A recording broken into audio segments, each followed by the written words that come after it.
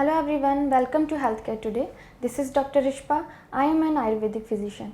आज मैं आपको हेयर फॉल क्यों होता है, उसके क्या रीज़न्स होते हैं और उसकी आप क्या ट्रीटमेंट कर सकते हैं उसके बारे में बताऊंगी।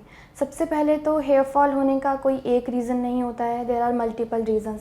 कई बार हम डाइट में कोई न्यूट्रिशन लैक करते हैं या कई बार कुछ हार्मोनल चेंजेस की वजह से जो भी न्यूट्रिशन है जो रूट्स तक जानी चाहिए वो नहीं पहुंच पाती है, रूट्स वीक हो जाती हैं और उसकी वजह से बहुत ज़्यादा ईजिली हेयर फॉल हो जाता है। या कई बार हमारे स्कैल्प पे कोई इन्फेक्शन होता है, कई बार डैंड्रफ इंक्रीज़ हो जाता है, सेबोरिक डर्मेटाइटिस हो जाता है या सोरियासिस ऐसी जैसी कोई भी डिजीज़ हो जाती हैं तो उसकी वजह से भी हेयर फॉल होता है। एक बहुत बड़ा रीज़न हेयर फॉल का होता है जेनेटिकली। अगर किसी के फादर, उसके ब्रदर या किसी को भी ग्रैंड पेरेंट्स को हेयर फॉल होता है तो बहुत ज़्यादा नेक्स्ट जनरेशन में टेंडेंसी होती है कि उनके भी हेयर फॉल होके बॉल्डनेस आए। तो मैं एक जितने भी जनरल जो उसके रीज़न्स होते हैं वो आज बताने वाली हूँ और उसकी जनरल ट्रीटमेंट बताने वाली हूँ।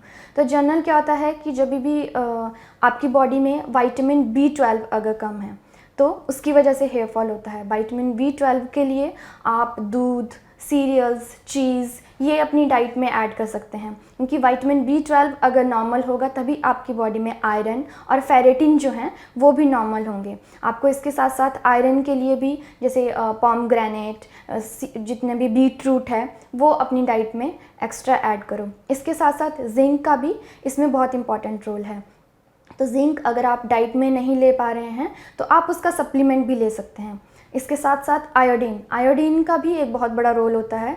जैसे जैसे फीमेल एज करती हैं तो आफ्टर अ पर्टिकुलर एज, जब वो जैसे मीनोपॉज की एज में जा रही हैं तो उनकी बॉडी में जब एस्ट्रोजन बहुत कम हो जाता है, सेम वैसे ही अगर मेल में टेस्टोस्टेरॉन कम होता है तो उसकी वजह से भी ये जो हार्मोनल चेंजेस की वजह से हेयर फॉल इंक्रीज़ हो जाता है, क्योंकि उस टाइम आयोडीन बॉडी में कम हो जाता है। तो उसको बाहर से लेने के लिए जितना भी सी फूड है उसमें आयोडीन होता है, या फिर जो वेजिटेरियन है तो सी सॉल्ट जो है उसमें भी आयोडीन होता है। उसमें भी अगर पूरा नहीं हो पा रहा है, अपने टेस्ट करवा रहे हैं आप, आयोडीन कम आ रहा है तो आप सप्लीमेंट्स ले सकते हैं। इसके साथ साथ विटामिन D3 ये भी एक बहुत इम्पॉर्टेंट रोल पे करता है हेयर ग्रोथ में।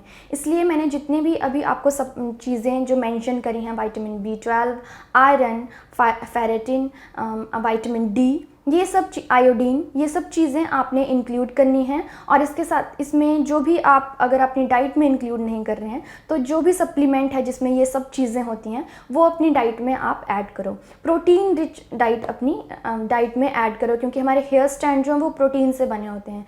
तो जितने भी वेजिटेरियन हैं वो अपनी डाइट में पनीर, पल्सेस, सोयाबीन ये अपनी डाइट में ऐड करें, ये बहुत अच्छे प्रोटीन के सोर्स हैं। और नॉन वेजिटेरियन जो भी हैं वो फ़िश ले सकते हैं, एग्स ले सकते हैं। फ़िश में ओमेगा 3 होता है जो कि हेयर के लिए, स्किन के लिए बहुत अच्छा है।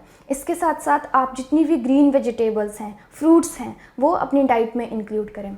और हेयर का ध्यान रखने के लिए बहुत इंपॉर्टेंट चीज़ है कि ये बहुत मिथ है, जैसे ही लोगों को हेयर फॉल स्टार्ट हो जाता है वो ऑयलिंग करना स्टार्ट कर देते हैं, वो पूरा दिन उसमें स्कैल्प में ऑयल लगा के रखते हैं। तो ऐसा नहीं है। अगर आप सारा टाइम स्कैल्प पे ऑयल लगा के रखेंगे, इक्वल ज़्यादा अमाउंट में ऑयल लगाएंगे तो वहाँ पे डैंड्रफ इंक्रीज़ हो जाएगा, उससे आपका हेयर फॉल और ज़्यादा इंक्रीज़ हो सकता है।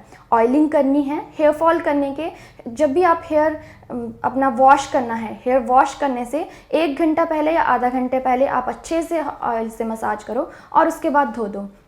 ट्राई करो कि अपने हेयर को हेयर ड्रायर, जितनी भी केमिकल वाले प्रोडक्ट हैं उन चीज़ से दूर रखो। ट्राई करो कि अपने घर में बनाए हुए कुछ मास्क या फिर शैम्पू जो कि जिसमें केमिकल नहीं है, हर्बल शैम्पू हैं, वो यूज़ करें। मास्क की जैसे मैं बात करती हूँ तो आप सबसे पहले कुछ फेनुग्रीक सीड्स, जिसे कि मेथी दाना कहते हैं, वो लें, रात को उसको भिगो दें, सुबह उठ के आप उसका एक अच्छा सा पेस्ट बनाएं, उसको अच्छे से छान लें, क्योंकि कई बार ग्रैन्यूल्स रह जाते हैं तो वो हमारे स्कैल्प पे, हमारे हेयर पे चिपक जाते हैं। अच्छे से उसको छान लो। उसके बाद उसमें इक्वल क्वांटिटी में कर्ड या फिर थोड़ा ज़्यादा क्वांटिटी में कर्ड अपने स्कैल्प के अकॉर्डिंग, आपके बालों की ग्रोथ कितनी है, आपके बाल कितने लंबे हैं, उसके अकॉर्डिंग मिक्स कर लो और उसका एक अच्छा पेस्ट बना के अपने स्कैल्प पे लगा लो। इसको आप आधे घंटे से 45 मिनट तक रखो और उसके बाद धो दो। तो आपने इंटरनल भी अपनी डाइट लेनी है, एक्सटर्नली भी आप अच्छी चीज़ें अप्लाई करें तो आप कुछ टाइम पे देखोगे कि आपका हेयर फॉल बिल्कुल पूरी तरह से स्टॉप हो जाएगा। For more such information please like and subscribe my channel.